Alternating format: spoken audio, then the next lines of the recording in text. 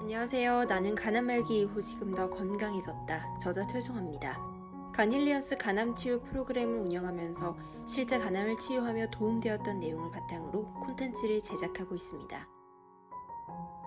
간암 판정 시 다른 곳에 전이가 있거나 간 내에 여러 개의 종양, 절제술과 별다른 시술을 하지 못하는 경우에도 당장 복수와 황달이 없는 경우도 있습니다. 이 경우 말기라고 봐야 할까요?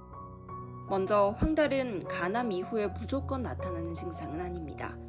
황달 증세가 있는 환자의 경우 간 기능에 문제가 있는 것도 사실이지만 갑상선에 문제가 있는 경우나 담도에 문제가 생겨 발생하는 경우도 흔합니다.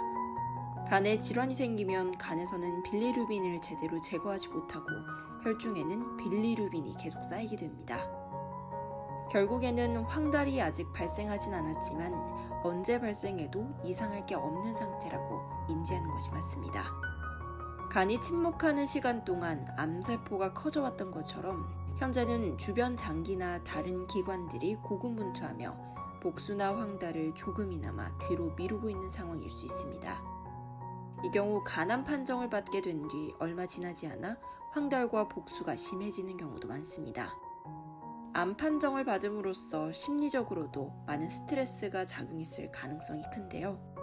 담즙이 제대로 배출되지 않는 것이 곧 황달이기 때문에 즉시 먹는 것을 꼼꼼히 점검하시고 황달을 예측할 수 있는 수치들을 잘 파악하는 것이 중요합니다. 복수의 경우 간과 직접적인 연관이 80% 이상일 만큼 기능 저하를 그대로 나타내는 지표입니다. 간암 말기 환우분들 중에서 복수인지 아닌지 구분이 어려운 경우도 있는데요. 소화가 잘 안 되고 몸이 붓고 체중도 조금씩 감소하는 등 복수가 차고 있다 해도 전반적인 면역력 저하에 가려지기 때문입니다. 체중은 주는데 배둘레가 늘어나는 경우, 전반적으로 열감이 느껴지고 소화불량과 메스꺼움이 사라지지 않는다면 심각하게 의심해 보셔야 합니다. 복수는 간이 서서히 굳으면서 간을 통과하는 혈관이 높은 압력을 받거나 알부민 자체를 생성하지 못해 삼투압 기능 상실로 혈관 내로 물이 새는 것을 의미합니다. 복수는 인위적으로 뺄 때마다 막대한 체력이 소모됩니다. 그만큼 초기에 이뇨제를 잘 활용하고 가장 좋은 것은 이뇨제 없이도 관리만으로 자연 배출되게 하는 것입니다. 단순히 물이 차는 것뿐만 아니라 가스가 차고 속이 답답해서 삶의 질이 급격하게 저하되는 것이 느껴진다면 복수의 영향이라고 보는 것이 맞습니다.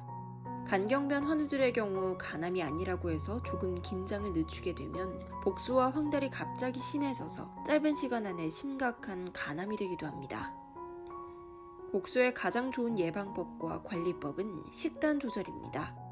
먹는 것이 얼만큼 소화 흡수되는지, 간을 덜 힘들게 하고 우리 몸에 효소를 채워나갈 수 있는지에 따라 달렸는데요.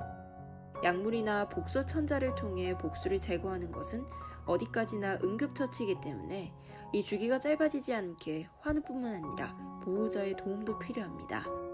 간암이 초기가 아닌 경우 앞으로의 환우와 보호자가 어떻게 관리해 나갈 것인가가 핵심이기 때문에 사기, 말기와 같은 구체적 병기에 대해서는 크게 연연하지 말라고 하기도 합니다. 그래서 말기가 아니라고 했는데도 황달 수치가 상당히 높아져서 찾아오는 경우도 계시고 말기라고 했지만 겉으로 보기에는 누가 말해주지 않으면 크게 아파 보이지 않는 경우도 있습니다. 오랜 기간 간이 무리하면서 참아왔던 것만큼 상황이 악화되는 과정은 기하급수적으로 빨라집니다. 너무 멀리 생각하기보다는 하루하루 최선을 다해 집중하는 것이 복수를 예방하고 더 이상의 간암 진행을 막는 최선의 방법입니다. 구체적인 질문이 있으신 분들은 운영하고 있는 네이버 간힐리언스 카페에 질문 남겨주시면 가장 빠르고 정확하게 답변 받아보실 수 있습니다. 좋아요와 구독, 그리고 영상 내용이 도움되셨다면 도움되실 주변 분들을 위해 많은 공유 부탁드립니다. 늘 건강하시기 바랍니다.